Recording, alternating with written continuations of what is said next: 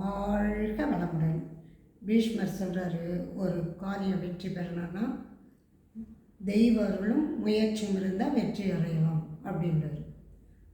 தானம் பண்ணாதவங்க, பயந்தவங்க, முயற்சி எடுக்காதவங்க, சோம்பேறிங்க, தவம் செய்யாதவங்க, இவங்களுக்கு செல்வம் வந்து சேர்வதில்லை.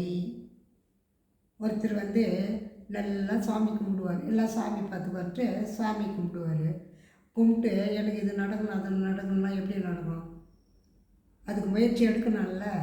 அதுதான் சொல்கிறேன். ஒரு தெய்வத்தையே நம்பி இருக்கிறவங்க ஆண்மை இழந்த ஒருவரை ஒரு பெண் திருமணம் செய்து கொண்டால் எப்படி கஷ்டப்படுவாளோ அதுபோல் அவர்களும் கஷ்டப்படுவார்கள்.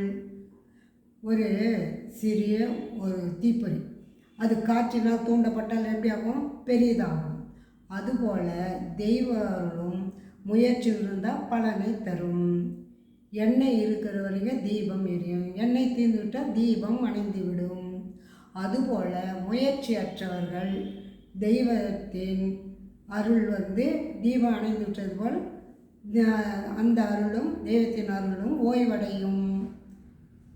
விதிப்பயனால் கிடைந்த பலன் நிறைய சொத்து வரும், பார்க்காம அவருக்கு முயற்சி செய்து அதை இன்னும் விரிவாக்குறாரு.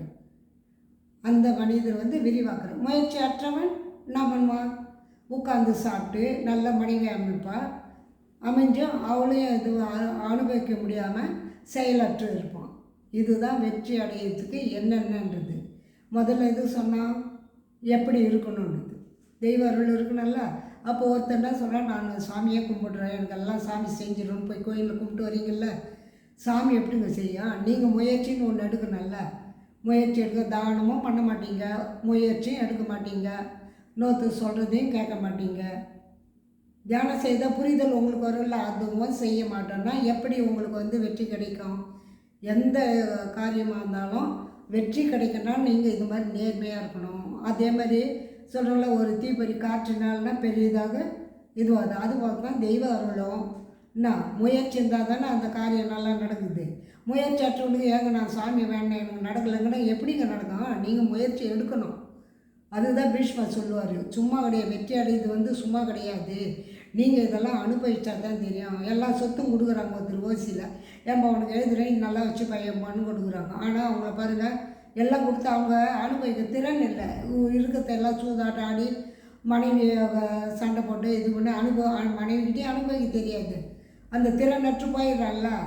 அதுதான் சொல்கிறேன், முயற்சி தாங்க ஃபஸ்ட்டு. முயற்சி இல்லைன்னா எந்த இதுவும் முடியாது.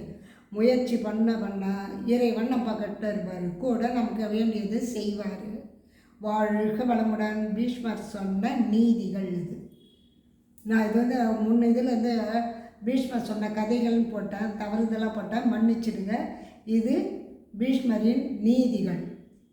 வாழ்க வளமுடன்.